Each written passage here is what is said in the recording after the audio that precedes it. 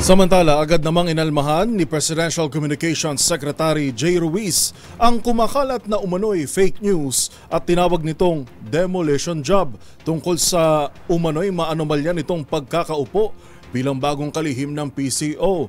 Una sa balitang yan, si Ms. Leth Narciso. Naglabas ng sama ng loob si Presidential Communications Secretary Jay Ruiz sa malisyosong ulat tungkol sa umano'y conflict of interest sa kanyang appointment.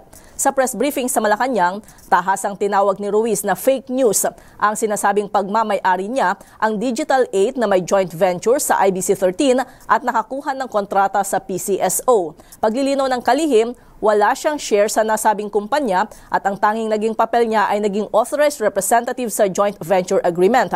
Naging head-anya siya ng sales and marketing ng Digital 8 noong wala pa siya sa gobyerno.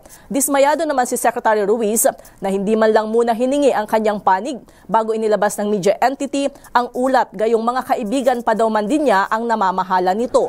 One of my programs is to fight fake news.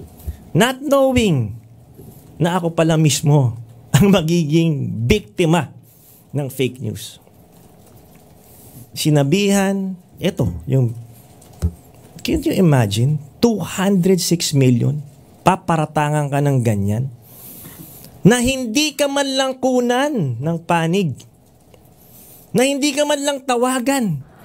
Naniniwala si Secretary Ruiz na ang demolition job sa kanya ay may kinalaman sa reforma o balasahang ipinatutupad niya sa PCO. Wala namang balak ang kalihim na gumawa pa ng hakbang na legal dahil ayaw daw niyang mawala ang kanyang focus sa trabaho. Pero umaasa itong maitatama ang lumabas na storya kung saan kasama ang kanyang panig. Para sa MBC TV Network News, ito si Leth Narciso, una sa Pilipinas, una sa Pilipino.